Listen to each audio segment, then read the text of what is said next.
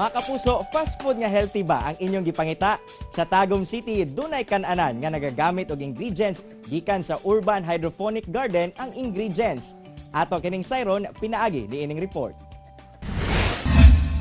Pangkonsumo lang unta ni Dayan Arbuso ang gihimo nining hydroponic lettuce garden sa ilang tugaran. Apan wala siya nagdahom nga sulod lang sa pipila ka bulan sukad nag-lockdown ni atong miaging tuig, makatukod siya og food stall nga ginadayon na karon dili lang sa mga tagumenyos, lakip na mga taga-kasikbit nga lugar. Gusto mo gud namo nga tanan makasakay gyud ma'am. Namo koy uban nga kanang healthy lang sila nya. Dili sila ganahan sa taste, murag anak man ba. So amo kung target jud mga bata, mga tigulang ana. Fresh lettuce salads, organic burgers and sandwiches ug fresh fruit juices ang pipila sa mga ginabalik-balikan og order sa mga parokyano. Halos tanang ingredients sa iyang mga pagkaon gikan sa ilang urban hydroponic garden.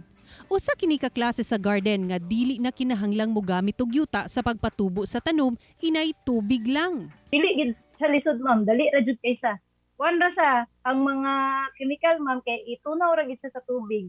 Sumala ni Dayan, nindot ang hydroponic garden. Kay doon na nakay kaugalingong mapagkuhaan og masustansyang pagkaon, pwede pa nimong pagkakitaan. Nagana pud natudloan pud ma'am.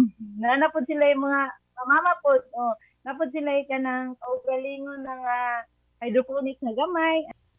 Ako si Sarah Hilomen Velasco para sa One Mindanao.